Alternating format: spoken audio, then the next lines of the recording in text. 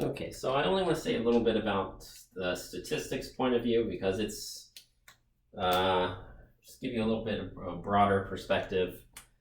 So the answer to the question depends on how specific you are, and what question you're actually asking. So the algebra point of view is, okay, I have these points in the xy plane. Is y a function of x that is linear? So is y a linear function of x? No. If I try to make a linear function that passes through two of those points, it's always going to miss some or maybe even a whole bunch of the other points. So no single line passes through every single point.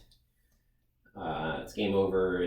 Y is not a linear function of x. So on the other hand, the point of view of statistics is, well, maybe I try to sort of split the difference. Maybe I try to, instead of trying to pass through every single point with a straight line, I know that's impossible.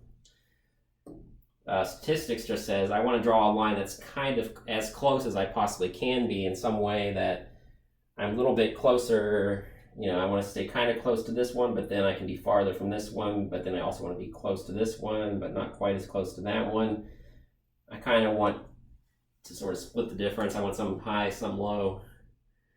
And can I do that so that overall I'm kind of close to most of the points with some outliers here and there that are kind of a little bit far out.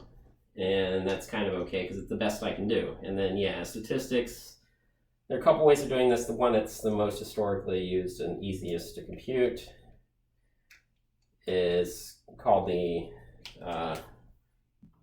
this thing in green. Well, I didn't actually compute it, but this is a picture of roughly what you would end up with. It's called a regression line. So there's some kind of formula. Well, it's a formula where you use not just one point on the graph, but you have to use lots and lots of points.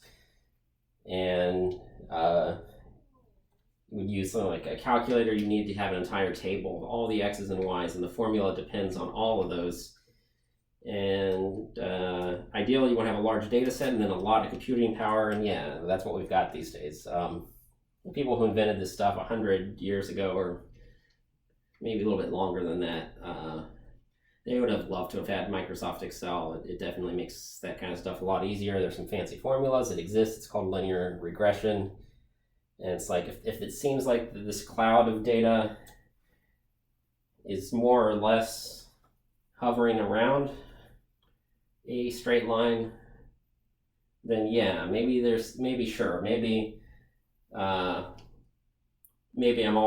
I expect to be off by this much every time, but it's as close as I'm going to get. And the overall structure, if I sort of take a step back and kind of squint, it's like kind of suggestive that the regression line is doing a good job.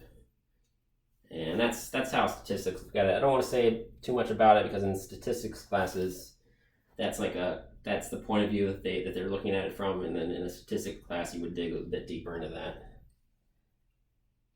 And so it's all good stuff, but this is an algebra class, so we're going to answer this question. In statistics class, they're going to answer that question. It's in our textbook, but those are problems that we kind of skipped.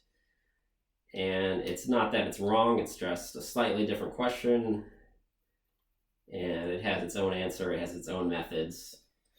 And if I'm writing the test, I'm going to be as specific as I can. That is no, y is not exactly a linear function of x, so we're going to say this here. So that's that. So it's so just sort of keep that in mind. There are two different questions with two different answers, and that's all there's to it. So, all right, good stuff.